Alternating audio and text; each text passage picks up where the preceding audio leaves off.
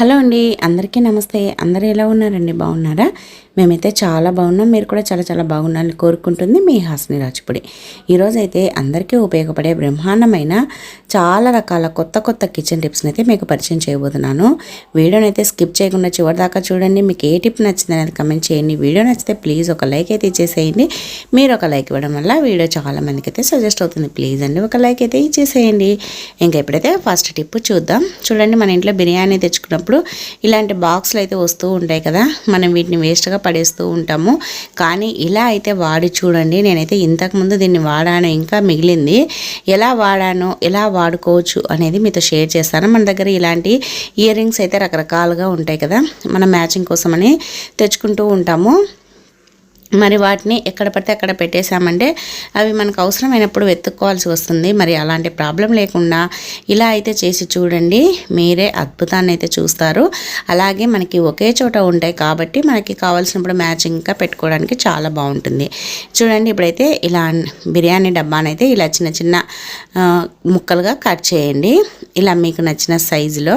నేనైతే ఇంత size cut చేస్తున్నాను. ఇవి ఇయర్ రింగ్స్ పెట్టుకోవడానికి అనమాట. మనము షాప్లో కొన్నప్పుడు ఇలాంటి వాటికే పెట్టి వస్తాయి కదా, అందుకని మనం ఇలా కనుక చేసి పెట్టేసుకున్నామంటే చాలా చాలా బాగుంటుంది అనమాట. అది కాక మనకి ఇంట్లో ఉండే వాటిని వేస్ట్గా పడేసే వాటితోటే చేసుకోవచ్చు అనమాట. చూడండి, ఇలా అయితే చిన్న చిన్న పీసెస్గా కట్ చేసేసుకొని ఇప్పుడైతే ఒక ఇనుప కడ్డీ కానీ ఏదైనా సరే ఒకటి వేడి చేసేసి ఇలా హోల్స్ అయితే పెట్టేసుకోవాలి. ఇలా మీకు ఎన్ని ఇయర్ రింగ్స్ ఉంటే అన్నీ అయితే చేసుకోవచ్చు. ఒక బిర్యానీ డబ్బాకు దగ్గర దగ్గర ఒక 20 దాకా అవుతాయి అన్నమాట. మీకు ఎన్ని కావాలిస్తే అన్నీ అయితే చేసేసుకోండి. చూడండి, ఇలా చేసుకున్న తర్వాత మనం ఇలాంటి ఇయర్ రింగ్స్ని అయితే ఈ హోల్స్లో నుంచి పెట్టేసి వెనకాల దానికి ఉండే మొరను పెట్టేసామంటే సరిపోతుందన్నమాట. ఇలా పెట్టేసుకున్నామంటే మనకి అన్నీ ఒకే చోట ఉంటాయి. కావాల్సినప్పుడు ఈజీగా తీసేసుకోవచ్చు. అలాగే మనకి ఎక్కడ పెడితే అక్కడ పోతాయనే భయం కూడా ఉండదు, కనిపించవేమో అనే టెన్షన్ కూడా ఉండదన్నమాట. ఇలా అయితే చేశారంటే చూడండి ఎంత బాగుందో. ఇలా అయితే పెట్టేసుకోవచ్చు అనమాట. ఇలా పెట్టేసుకొని ఇంకా మీరు ఎక్కడైనా సరే బాక్సుల్లో కానీ పర్సుల్లో కానీ లేదంటే డబ్బాల్లో కానీ ఎక్కడైనా పెట్టేసుకోవచ్చు. మనకి వేస్ట్గా పడేసే వాటితోటి ఇంత బాగా మనం రీయూజ్ చేసుకోవచ్చు అని మీకు తెలిస్తే కమెంట్ చేయండి. అలాగే మీరు ఈ ఇయర్ రింగ్స్ని ఎలా జాగ్రత్త పరుస్తారనేది కూడా కమెంట్ చేయండి. చూడండి, ఇలా పెట్టేసి నేనైతే బాక్స్లో అయితే పెట్టేస్తున్నాను. ఇంకా ఎక్కడికైనా పడిపోకుండా జాగ్రత్తగా ఉంటాయి. ఇంకా నెక్స్ట్ టిప్ అండి.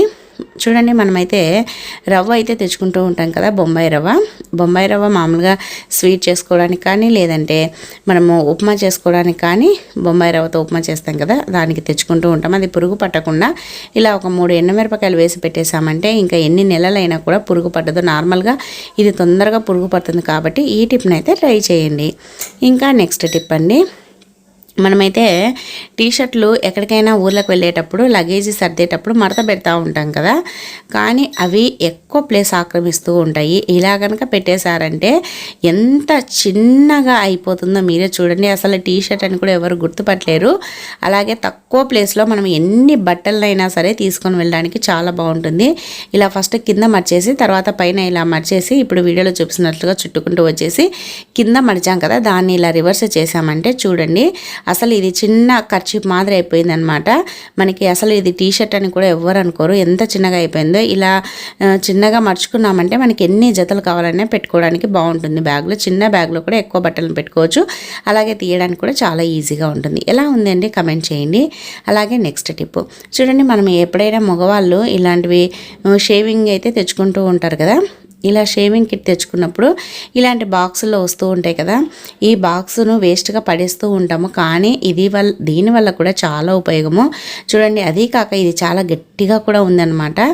ఇలా చాలా గట్టిగా ఉండేదాన్ని మనం వేస్ట్గా పడేయకుండా ఇలా అయితే వాడుకోవచ్చు. మన ఇంట్లో ఆయిల్ డబ్బాలు అలాగే ఇలా ఆముదంవి కానీ ఇంకా రకరకాలుగా ఉంటూ ఉంటాయి కదా, మనం ఇలా ఆయిల్స్ పెట్టుకోవడానికి చాలా బాగుంటుంది. ఎందుకంటే మన డ్రెస్సింగ్ టేబుల్ పైన డైరెక్ట్గా పెట్టేసామంటే అది ఒక్కొక్కసారి ఉలికినప్పుడు మన మనకి జిడ్డుగా అయిపోతుంది అనమాట. ఇలా పెట్టేసుకున్నామంటే నీట్గా ఉంటుంది. అలాగే మనం కిచెన్లో కూడా ఆయిల్ క్యాన్ పెట్టుకోవడానికి కూడా చాలా బాగుంటుంది అనమాట. వేస్ట్గా పడేయకుండా ఇలా అయితే వాడుకోవచ్చు. ఈ విధంగా వాడుకున్నామంటే మనకి చూడడానికి కూడా చాలా చక్కగా అందంగా జిడ్డు కాకుండా ఉంటుంది. ఇంకా నెక్స్ట్ టిప్ అండి, ఫస్ట్ అయితే ఒక చిన్న మూతనైతే తీసేసుకోండి. దాంట్లో 1 టేబుల్ స్పూన్ వంట సోడాని అయితే వేయండి. వంట సోడాని వేసేసి దాంట్లో కొద్దిగా పసుపును కూడా వేయండి. పసుపు వంట సోడా రెండింటిని బాగా కలిపేసేయండి. ఇది ఎందుకు పనికి వస్తుందంటే ఇప్పుడు సమ్మర్ కదా, మనం ఎక్కడ చూసిన చీమలే తిరుగుతూ ఉంటాయి. మనకి చీమలతో విసుగు వచ్చేస్తూ ఉంటుంది. అన్నం పెట్టినా ఏది పెట్టినా, లేదంటే ఇలా గుమ్మాలకి మొత్తం మట్టినంతా తెచ్చేస్తూ ఉంటాయి బయటికి. మరి ఈ రెండింటిని ఇలా వంట సోడని అలాగే పసుపు కలిపేసేసి ఇలా వేసామనుకోండి, ఇంకా అసలు చీమలు అనేది ఆ దరిదాపులకు కూడా రావన్నమాట, పారిపోతాయి. ఈ విధంగా ట్రై చేసి చూడండి, ఒక్క చీమ కూడా ఉండదు, అసలు రాదు. ట్రై చేయండి, చాలా బాగా యూజ్ అవుతుంది. నెక్స్ట్ టిప్ అండి, మనము కీస్ను వాడుతూ ఉంటాం కదా, మనం ఇంటికి తాళం వేసినప్పుడు కీ చైన్ పోయింది అని అంటే ఇలా పెట్టేసుకున్నామంటే ఎక్కడైనా మన హ్యాండ్ బ్యాగ్లో పెట్టుకున్నా ఒక్కోసారి కనిపించదు.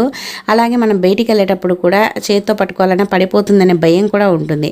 మరి అటువంటి ప్రాబ్లం లేకుండా ఒక రబ్బర్ బ్యాండ్ అయితే తీసేసుకొని, రబ్బర్ బ్యాండ్కి ఇలా నేను చూపించినట్టుగా వేసేసామనుకోండి, కీ చైన్ అయితే రెడీ అయిపోతుంది. మనం ఇంట్లో ఉన్న వాటితోటి కీ చైన్ అయితే మనం రెడీ చేసుకోవచ్చు అనమాట. అప్పటికప్పుడు మనం బయటికి వెళ్ళి కొనాల్సిన పని లేకుండా.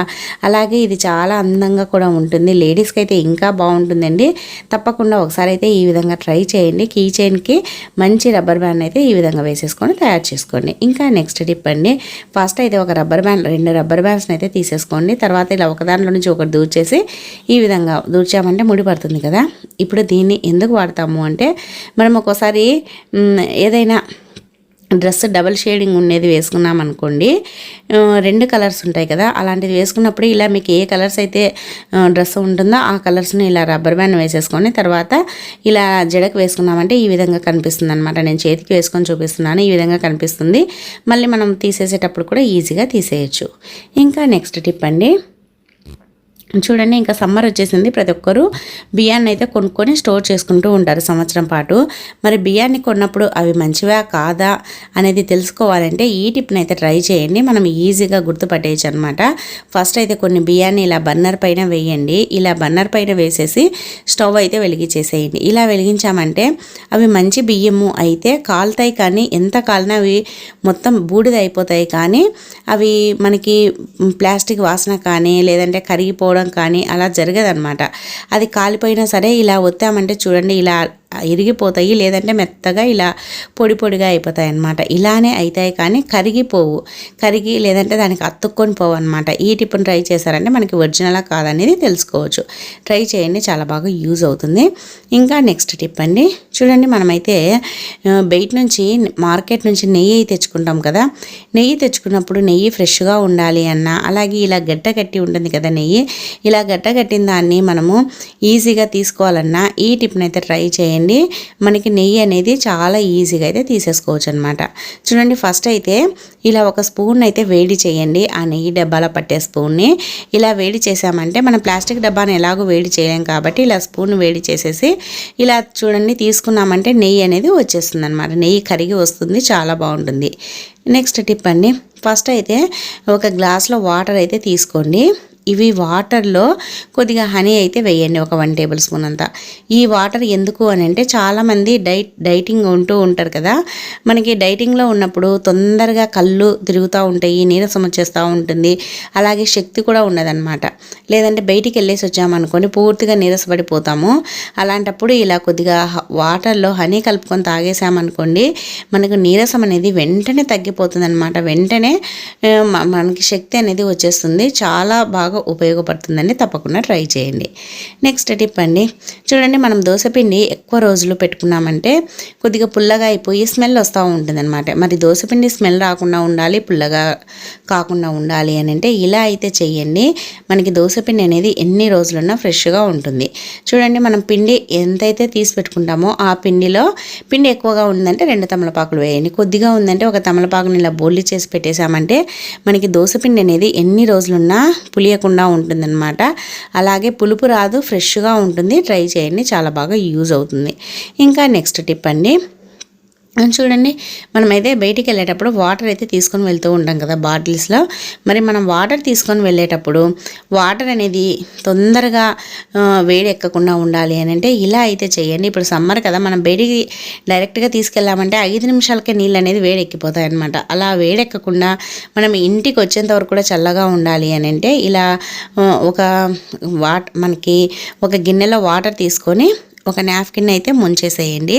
ముంచేసి వాటర్ పూర్తిగా పిండకుండా కొద్దిగా తడి అలానే పెట్టేసి తర్వాత ఆ క్లాత్లోనే వాటర్ బాటిల్ని పెట్టేసి ఇలా చుట్టేసేసేయండి. ఇలా చుట్టేసేసి ఇప్పుడైతే దీనికి ఊడిపోకుండా ఒక రబ్బర్ బ్యాండ్ అయితే వేసుకోవాలన్నమాట. ఇలా ఒక రబ్బర్ బ్యాండ్ వేసేసుకున్నామంటే అది ఊడిపోకుండా ఉంటుంది. తర్వాత దీన్ని తీసుకొని వెళ్ళి మనమైతే డీప్ ఫ్రిడ్జ్లో పెట్టాలి. ఇలా నేనైతే ఒకటి పైన ఒకటి కింద వేసేస్తున్నాను. ఇలా డీప్ ఫ్రిడ్జ్లో కనుక పెట్టేసామంటే మనకి ఏమవుతుందంటే వాటర్ అనేది ఎన్ని రోజులున్నా ఎన్ని గంటలున్నా కూడా మనకి తొందరగా వేడెక్కదనమాట. ఇప్పుడు డీప్ ఫ్రిడ్జ్లో ఇలా ఒక 1/2 అవర్ పెట్టేసామంటే క్లాత్ కూల్ అవుతుంది, బాటిల్ కూడా కూల్ అవుతుంది. కాబట్టి మనం బయటికి తీసుకొని వెళ్ళినప్పుడు అసలు ఎండ అనేది తగలదు, అది కూల్ ఉంటుంది. కాబట్టి ఎండ తగలకపోవడం వల్ల మనకి వాటర్ అనేది చాలా వరకు చల్లగా ఉంటాయి. ఇంకా నెక్స్ట్ టిప్ అండి, చూడండి, మనమైతే పెరుగును మామూలుగా పెరుగులో ఒక్కసారి కలిపామంటే ఇలా నీళ్ళు వచ్చేస్తాయి అన్నమాట. మనం దేంట్లోనైనా వేసుకోవాలి, లేదంటే ఫేస్ ప్యాక్లకు వేసుకోవాలి అని అంటే పెరుగు డైరెక్ట్గా అలాగే వేస్తే వాటర్ అనేది వస్తూ ఉంటాయి అన్నమాట. మరి వాటర్ అంతా పోవాలి, పెరుగు గట్టిగా గడ్డలాగా ఉండాలి అని అంటే ఇలా మనకి ఎంత పెరుగు కావాలనో అంత పెరుగును టీ ఫిల్టర్లో అయితే వేసేసుకోండి.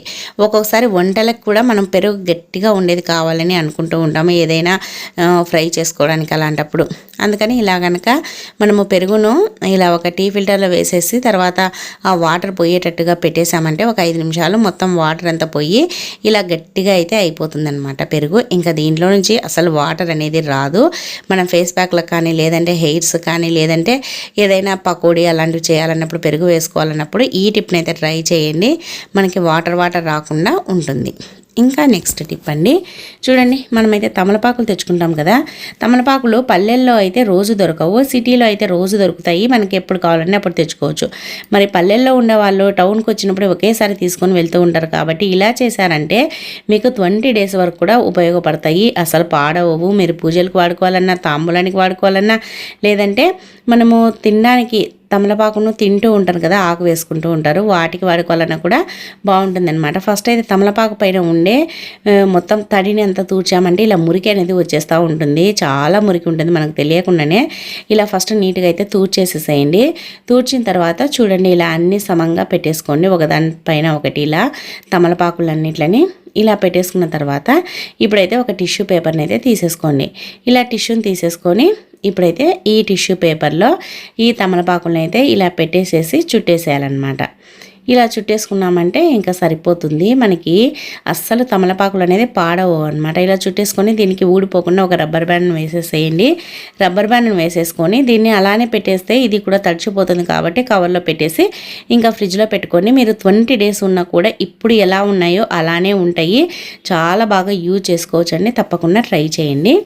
ఇంకా నెక్స్ట్ టిప్ అండి, చూడండి, మనమైతే మిక్సీ జార్ల మూతల్ని వాడుతూ ఉంటాం కదా. మనము మిక్సీ దోశ కానీ ఏదైనా వడలకి, ఇడ్లీలకు పట్టినప్పుడు పిండి ఇలా దాని మధ్యలో చేరుకొని మొత్తం అదంతా తెల్లగా అయిపోయి అలానే పేరుకొని ఉంటుంది.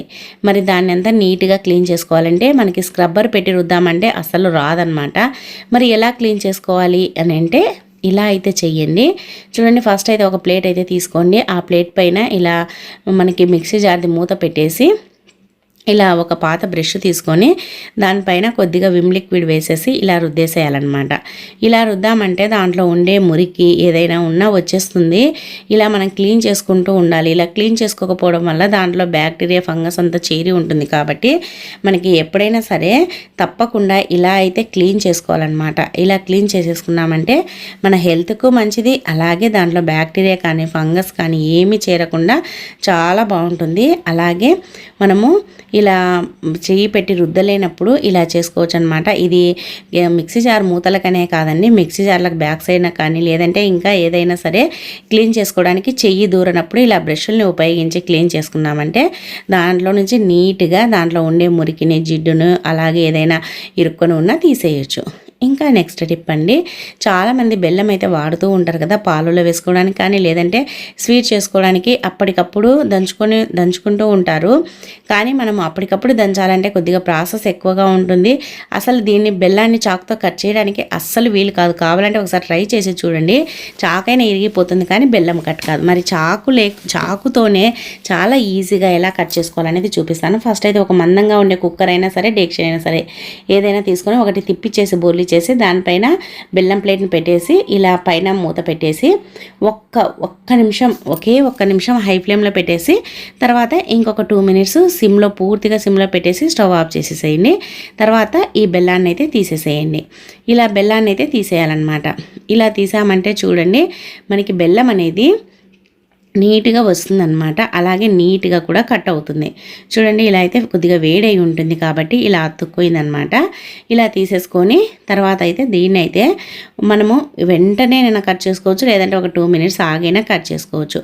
చూడండి ఎంత పొడి పొడిగా వస్తుందో. ఇలా ఈజీగా మనం ఎంత బెల్లాన్నైనా కూడా కట్ చేసుకోవచ్చు అనమాట. జస్ట్ ఒక 2 మినిట్స్ మనము వేడి చేసామంటే సరిపోతుంది. ఈ విధంగా మనం ఒకే ఒక చేత్తో కట్ చేస్తున్నాను చూడండి.